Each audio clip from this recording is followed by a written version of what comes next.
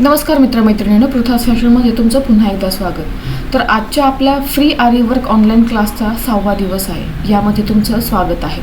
आज आपण दोन अतिशय महत्त्वाच्या बेसिक शेप्स शिकणार आहोत, सर्कल शेप चेन स्टिच आणि स्क्वेअर शेप चेन स्टिच। या दोन शेप्स आल्या तर पुढे फ्लावर, पानं, बॉर्डर आणि अनेक डिझाईन्स सहज बनवता येतात। तर या दोनही शेप्स बनवत असताना चेन स्टिचने कोणकोणत्या गोष्टींची काळजी घ्यायची आहे हे आपण आजच्या संपूर्ण व्हिडिओमध्ये पाहणार आहोत। तर आता आपण सुरुवात करणार आहोत। इथे मी आरी वर्कचा स्टँड घेतलेला आहे, फॅब्रिक लावून निडल घेतलेली आहे, जरीचा थ्रेड घेतलेला आहे, पेन्सिल आणि कटर या सगळ्या वस्तू मी इथे घेतलेल्या आहेत। आता इथे आपल्याला सर्कल शेप ड्रॉ करायचा आहे। तर त्यासाठी माझ्याकडे एक डब्बी होती, तिचं झाकण मी इथे घेतलेलं आहे। तुमच्याकडे कॉईन असेल तर तुम्ही कॉईन घेऊन आणि त्याचा सर्कल काढला तरी चालेल। मला थोडा मोठा सर्कल घ्यायचा होता म्हणजे तुम्हाला समजायला आणि ते ठळक दिसेल यासाठी। आता या झाकणाला ठेवून इथे मी हलक्या हाताने पेन्सिलने ड्रॉ करत आहे।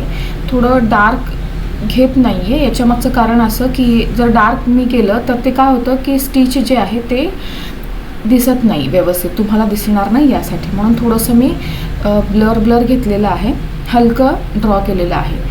आता इथे आपल्याला सर्कल आणि स्क्वेअर, तर सर्कल काढून झालेलं आहे, स्क्वेअर देखील इथे मी काढून घेत आहे। तर स्क्वेअर देखील थोडा मोठाच घेत आहे मी।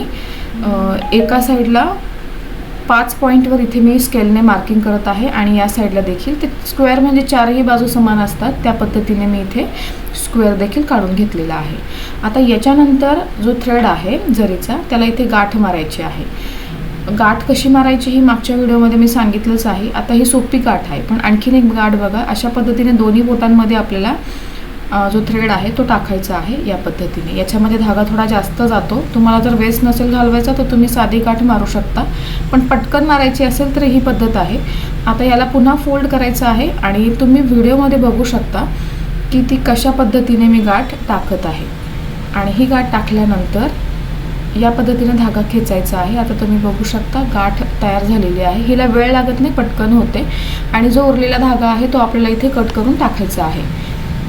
तर आता मी हे कट करून घेतलेलं आहे, तुम्ही बघू शकता। तर इथे ही आपली दुसरी म्हणजे पद्धत आहे, तुम्ही तुमच्या सोयीनुसार जी पद्धत तुम्हाला हवी असेल ती वापरू शकता, वेळ वाया जायला नको यासाठी। आता धागा मी खाली ठेवलेला आहे आणि यानंतर आता आपण निडल घेऊन टाका टाकायला सुरुवात करणार आहोत। आता सर्कल शेप असेल किंवा स्क्वेअर शेप असेल तर यामध्ये टाके टाकत असताना कोणकोणत्या गोष्टींची काळजी घ्यायची। आता निडल जी आहे ती मी 14 नंबरची घेतलेली आहे। मी शक्यतो इथे 24 नंबरची सुई वापरते, पण तुम्हाला दाखवण्यासाठी किंवा तुमच्यासाठी मी इथे 14 नंबरची सुई घेऊन टाके जे आहेत ते मी इथे टाकून घेत आहे। आता हा आपला सर्कल शेप आहे। आता टाका कुठून टाकायचा, तर सर्कल शेपमध्ये तुम्ही कुठूनही सुरुवात केली तरी चालेल, पण जिथून तुम्हाला कम्फर्टेबल वाटेल त्या पॉईंटपासून तुम्ही घेऊ शकता। आता तुम्ही बघाल की मी या पॉईंटपासून इथून सुरुवात करत आहे। टाका अगदी छोटा टाकायचा आहे। आता छोटा टाकायचा आहे तर कधी कधी जे बिगिनर्स असतात त्यांना जमत नाही, तर तुम्ही मोठ्या टाक्यापासून सुरुवात केली तरी चालेल। मोठे टाके तुम्ही सुरुवातीला जर टाकले तर हरकत नाही, पण आता आजचा आपला 6वा दिवस आहे तर निदान तुम्हाला सुरुवात करायची आहे की आपल्याला टाके जे आहे ते एकसारखे आणि छोटे टाकायचे आहेत। तर छोट्या टाक्यांमुळे फिनिशिंग अतिशय चांगली दिसते यासाठी। आता तुम्ही बघू शकता मी थोडं स्लोलीच घेतलं इथे आणि तुम्हाला टाका कसा टाकायचा ते दाखवते। सुईची पद्धत माझी पकडण्याची, प्रत्येक वेळेस जे पॉईंट्स आहेत ते तुम्हाला लक्षात ठेवायचे आहेत आणि मग पुढे जायचं आहे। आता या सर्कल शेपमध्ये आपण वरून खाली आलो, म्हणजे आता आपण बघा इथून खाली आलो, आता आपण वर जाणार। तर बऱ्याचदा काय होतं की हे करत असताना सुरुवातीला काही जणांना प्रॉब्लेम येत नाही, पण बऱ्याच जणांना वरून खाली येताना स्टिच टाकता येत नाही किंवा खालून वर जाताना स्टिच टाकता येत नाही। तर तुम्हाला जसं जमेल त्या पद्धतीने तुम्ही मूव्ह करून आणि स्टिच टाकू शकता। तर आता सुई बघा जी आहे ती तुम्हाला धाग्यातच अडकवायची आहे, हा सगळ्यात महत्त्वाचा भाग आहे। जर तुम्ही टाके टाकताय, खूप मोठी लाईन टाकली आणि सुई काढली पण धागा जर चुकून खेचला गेला तर सगळी जी तुमची मेहनत आहे ती वाया जाईल। मी पाठीमागच्या व्हिडिओमध्ये देखील सांगितलं होतं, प्रत्येक व्हिडिओत सांगते। जे नवीन आहेत, जे नवीन आत्ता व्ह्यूअर्स आहेत त्यांना समजायला सोपं जाईल यासाठी। आता पुढचा जो पार्ट आहे मी तो थोडा फास्ट घेत आहे। तर अशा पद्धतीने आपल्याला जी स्टिच आहे ते एकसारखे एकसमान टाकले गेले पाहिजे। आता याच्यामध्ये चुका कोणत्या होतात आणि त्या चुका कशा सुधारायच्या हे देखील आता आपण पाहणार आहोत। आता पहिला पॉईंट आहे की चेन स्टिच टाकत असताना सर्कलवर ती हळूहळू गोलाकार वळण घेत आपल्या टाकत जायची आहे. प्रत्येक चेन समान आकाराची ठेवायची आहे. वळणावर स्टिच खूप मोठा घ्यायचा नाही, नाहीतर ते आपले जे सर्कलचा शेप आहे तो बिघडू शकतो. सर्कल पूर्ण होईपर्यंत स्टिच करत राहायचं आहे. म्हणजे तुम्ही काय केलं की जर स्टिच टाकताय तर एक छोटा स्टिच टाकला, एक मोठा टाकला, तर ते दिसतानाही नजरेला आपल्या डोळ्यांना चांगलं दिसणार नाही आणि फिनिशिंगही येणार नाही. तर ह्या गोष्टींची काळजी घ्यायची आहे. आता बिगिनर्स काय चूक करतात की जे स्टिच आहे ती खूप मोठी ठेवतात, धागा जास्त ताणतात आणि वळण ज्यावेळेस येतं त्यावेळेस अंतर हे जास्त ठेवलं जातं.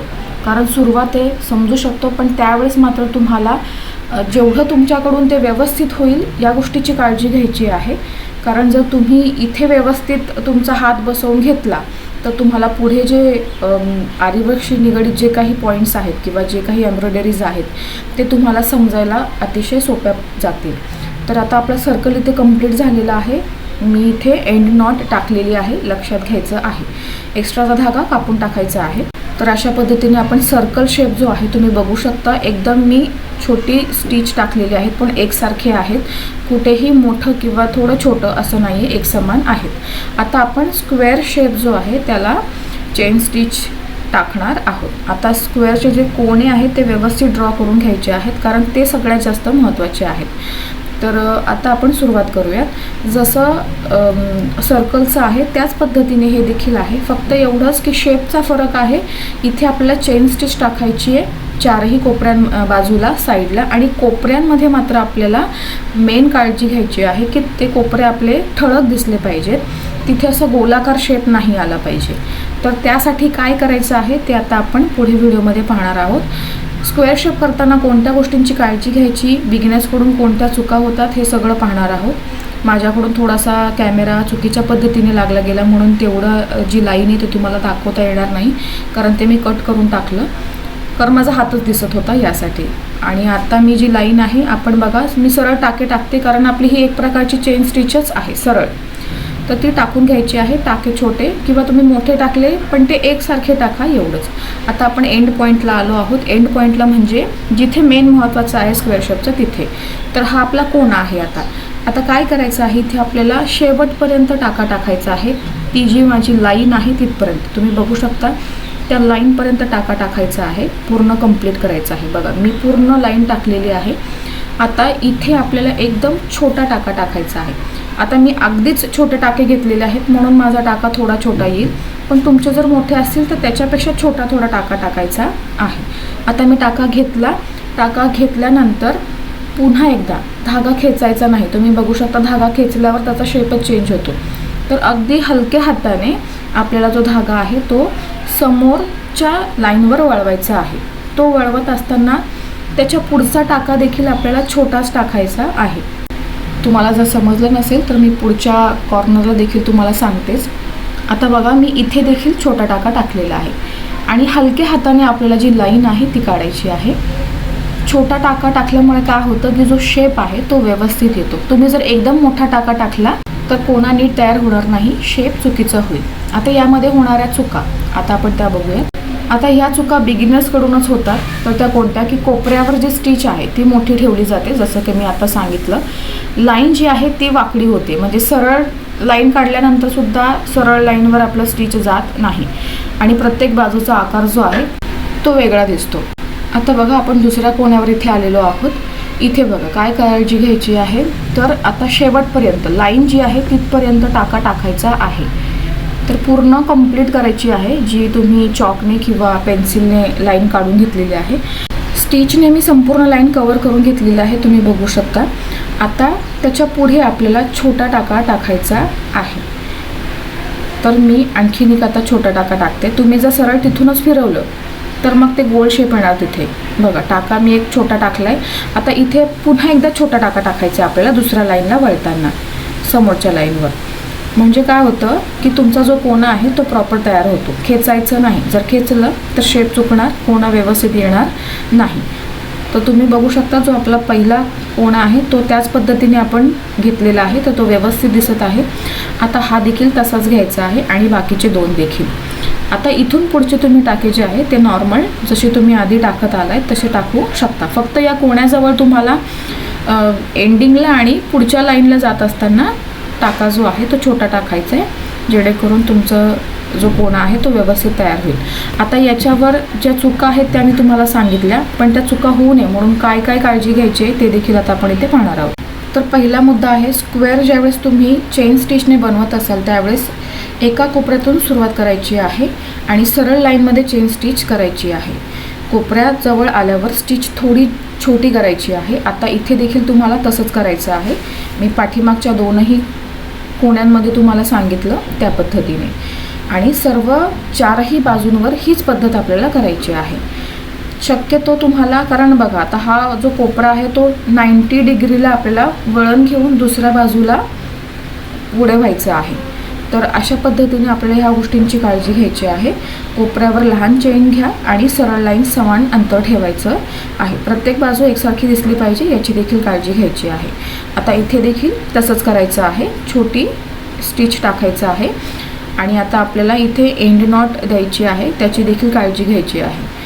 लक्षात घ्या, मी मागेही सांगितले, आपल्याला प्रत्येक चेन स्टिचच्या एंड नॉटला किंवा तुम्ही जे बनवत असाल एम्ब्रॉयडरीमध्ये जिथे तुमचं संपतं तिथे तुम्हाला एंड नॉट द्यायची आहे. तर तुम्ही बघू शकता आता आपल्या दोन्हीही शेप्स तयार झालेले आहेत आणि सगळ्यात महत्त्वाचं स्क्वेअर शेपचे चारही कोण आपले प्रॉपर आलेले आहेत, तुम्ही व्हिडिओमध्ये पाहू शकता. तर ते कोणकोणत्या टिप्स आपण फॉलो केल्या आणि ते कशामुळे झालं हे देखील तुम्ही पाहिलेलं आहे. तर याच टिप्स फॉलो करून तुम्हाला दररोज 10 मिनटं सर्कल आणि स्क्वेअर शेपवर सराव करायचा आहे. पहिले मोठ्या आकारात सराव करा, नंतर हळूहळू छोट्या आकारात केलं तरी हरकत नाही. तर आज आपण सर्कल शेप आणि स्क्वेअर शेपमध्ये चेन स्टिच कसे करायचे हे शिकलो. व्हिडिओ आवडला असेल तर लाईक करा, शेअर करा आणि चॅनलला सबस्क्राईब करायला विसरू नका. पुढच्या व्हिडिओमध्ये आपण चेन स्टिचने लीफ कसा तयार करायचा ते पाहणार आहोत. तर उद्याचा व्हिडिओ अजिबात स्किप करू नका. असेच सगळे व्हिडिओ जर तुम्ही पाहिले तर नक्की तुम्ही आरीवर्कच्या नवनवीन टेक्निक्स तुम्ही सहज बनवू शकाल. तर भेटूयात पुढच्या व्हिडिओमध्ये. तोपर्यंत धन्यवाद.